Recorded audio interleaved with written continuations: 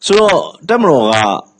ရှုံးနေလားဆိုတော့ရှုံးတယ်လို့တော့မပြောဘူးတချို့ကိစ္စတွေမှာတက်မတော်အနေနဲ့မနိုင်ဘူးလို့ပြောမယ်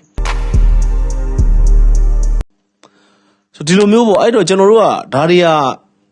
ရှုံးတာမဟုတ်ဘူးရှုံးတာမဟုတ်ဘူးနိုင်အောင်မတိုက်တာအဲ့တော့မနိုင်တာလို့ပြောလို့ရတော့မနိုင်တာလို့ပြောနိုင်အောင်မတိုက်တာ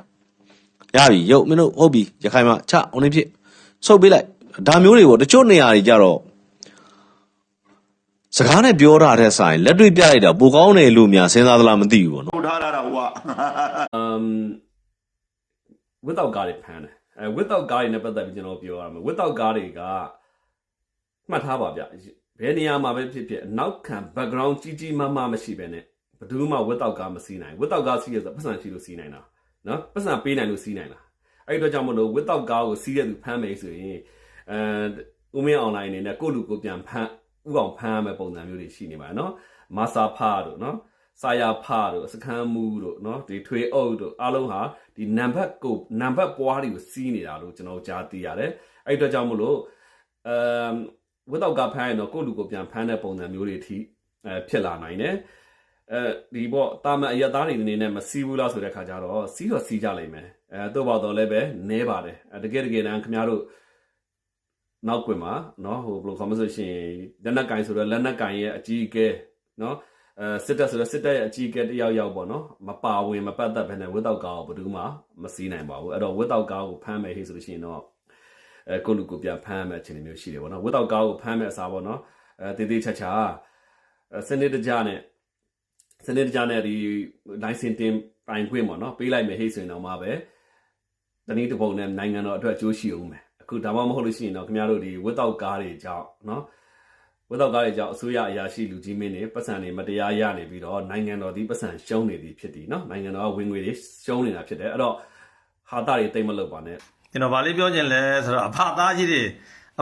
ေမြေမကောင်းတော့ပါဘူးဆိုတဲ့အကြောင်းလေးကျွန်တော်ပြောချင်တာပေါ့ဗျာအဖသားတွေအားလုံးကိုကျွန်တော်လေးစားတယ်အဖသားကြီးတွေအားလုံးကိုကျွန်တော်လေးစားတယ်အဖသားကြီးတွေကိုဘာကြောင့်လေးစားရလဲဆိုတော့အဖသားကြီးတွေကတက်မတော်ဘက်ကနေပြီးရင်သူကကြလားမရက်တည်တယ်ပေါ့ဗျာနိုင်ငံဘက်ကနေရက်တည်ကြတယ်ပေါ့တိုးတော်လည်းပဲစိတ်တက်တွေအောက်ထမ်းကြတယ်ဗျာဒီပွဲမှာတော့ဗျဒီကိုစော်ဘုံကြီးနဲ့ဖြစ်တဲ့ဟာမှာဆိုလို့ရှိရင်နိုင်ငံမှာအကျင့်ပြစ်ဝန်ထမ်းဆိုတာတက်ထဲမှာလည်းရှိတယ်ဒီအကျင့်ပြစ်ဝန်ထမ်းတွေကိုကိုစော်ဘုံကြီးကထောက်ပြတဲ့ခါမှာကြလားအနာရှိတဲ့လူတွေဆက်လို့ပြောတာအဲ့ဒါအနာရှိတဲ့လူတွေဆက်အနာမရှိတဲ့လူကမဆက်နေလေဗျာအဖသားကြီးတွေပေါ့သူတို့ကကြလားအဖကိုကိုးကွယ်တာအဖသားကြီးတွေမှာအမှားကင်းလားအဖသားကြီးတွေမှာအဆက်ကင်းလားအဖသားကြီးတွေကြလားမြေမကောင်းမှုကြလားတခါတည်းရေးထားတာတွေဆဲထားတာတွေကြလားဟိုဟာတွေကြလားညစ်ညစ်ပတ်တွေပြောထားတာတွေအများကြီးပဲဒီအဖသားကြီးတွေမှာလည်းပဲအဖသားကြီးကျွန်တော်နာမည်ထုတ်မပြောချင်ဘူးဗျာပုံကိုရေးဖြစ်ကုန်ပါသလိုဒီအဖသားကြီးတွေလို့ပဲပြောချင်တယ်အဖသားကြီးတွေဂရုလိုက်ရှိတယ်အုပ်လိုက်ကြီးဖြစ်နေအခုကအုပ်လိုက်ကြီးအဖသားကြီးတွေကအုပ်လိုက်ကြီးဗျာကိုစောဝင်းကိုစောနေကြတာကြည့်လို့မကောင်းပါဘူးမြင်လို့မကောင်းပါဘူးခင်ဗျားတို့စောက်ရှစ်ကလေးရှိကြပါခင်ဗျားတို့ရဲ့စိတ်တက်တွေအောက်တန်းကြတာကိုခင်ဗျားတို့ကိုယ်တိုင်ဖော်ပြနေတာကျွန်တော်တို့ကခင်ဗျားတို့ကိုလေးစားခဲ့တာတန်ဖိုးထားခဲ့တာအခုချိန်မှာတော့ခင်ဗျားတို့စိတ်တက်တွေကိုကြည့်ပြီးခင်ဗျားတို့ဟာတိုက်ပြည်တွေယုံကြည်စိတ်ချရတဲ့လူတွေမဟုတ်ဘူးခင်ဗျားတို့ကပုံကိုယ်ရေကိုးကွယ်တဲ့လူတွေပဲခင်ဗျားတို့ကပုံကိုယ်ရေကိုးကွယ်နေတဲ့လူတွေတိုက်ပြည်တစ်ခုကိုကြလားဟာဘာလဲအဖွဲ့အစည်းတစ်ခုရဲ့ဂုဏ်သိက္ခာညှိုးနှမ်းပါတယ်လို့ပြည်သူလူထုရဲ့အထင်မြင်လွဲမအောင်ဖြစ်ပါတယ်လို့ခင်ဗျားတို့ကရောပြည်သူလူထုအထင်မြင်လွဲမအောင်ရေးတဲ့စာတွေမပါဘူးလားခင်ဗျားတို့ရေးတဲ့စာတွေထဲမှာခင်ဗျားတို့ပြောသမျှကိုယုံတယ်လို့များအောင်းမိတ်နေလားကိုစော်ဘုံကြီးပြောသမျှကိုလည်းလူတိုင်းကယုံတယ်အောင်းမိတ်နေသလားအခုကခင်ဗျားတို့ကထောင်ကြအောင်လုပ်နေတာခင်ဗျားတို့ရဲ့စိတ်တက်တွေကအပဒအောက်တန်းကြတာကြလားလူသိတာပေါ့ဗျာအခုတော့သိရတာပေါ့အဘသားကြီးတွေစိတ်တက်တွေအောက်တန်းကြမှန်းအဖသားကြီးတွေကအောက်တန်းစားတွေမှလူသိရတာပေါ့ဗျာလူသိရတာပေါ့ကျွန်တော်တို့ကတော့ခင်ဗျားတို့ဒီနေ့လည်းကြည့်တယ်အခုလည်းကြည့်တယ်နောက်လည်းကြည့်အောင်ပါကြည့်မှာဒါပေမဲ့ခင်ဗျားတို့ကိုလေးစားလို့တော့မရဘူးခင်ဗျားတို့ကိုလေးစားလို့လည်းမရဘူးတန်ဖိုးထားလို့လည်းမရဘူးခင်ဗျားတို့ကအောက်တန်းစားတွေပဲလူတယောက်ကိုကြလားကြောက်ချဖို့ပဲတိတ်ပြီးပြည့်စည်နေတာခင်ဗျားတို့လို့ကြလားအဘကြီးအဘလေးဝင်ကြီးဝင်လေးတွေကိုရှေ့ကနေမမက်ရက်ပြီးကာကွယ်ပေးနေခဲ့ကြတယ်ခင်ဗျားတို့လို့အဘသားကြီးတွေရှိနေလို့လည်းပဲတိတ်ပြီးပြက်နေတာ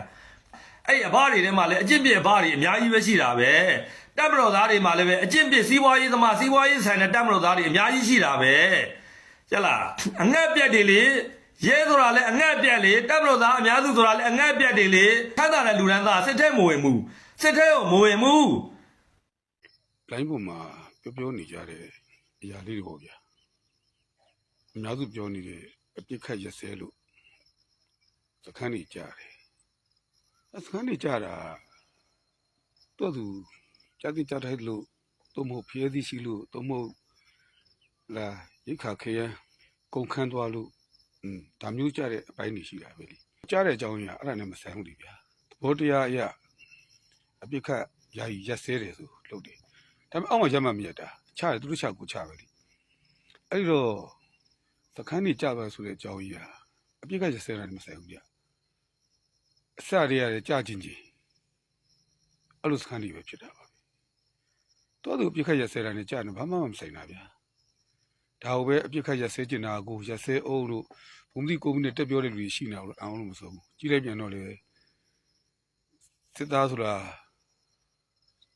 အခုမှမြင်မှုတဲ့လူမျိုးစစ်တပ်ဆိုတာအခုမှသိတဲ့လူမျိုးတက်မတော်သားအများစုကတော့မပြောကြဘူးဗျာသိကြတယ်အဲ့ဒါအောင်မှစင်ကြီးတဘောမျိုးနဲ့ပြစ်ခတ်ရက်စဲလို့ငါတို့စခန်းကြဆိုတာအဲ့ဒါအဖြေမဟုတ်ပါဘူးဗျာစင်ကြီးတွေပါပြောလို့တာကတော့အပြစ်ကရက်စဲတာနဲ့စခန်းနေကြရနေတာမဆိုင်ပါဘူးလို့ပဲပြောလို့ရတယ်ဒီလောက်ပါပဲ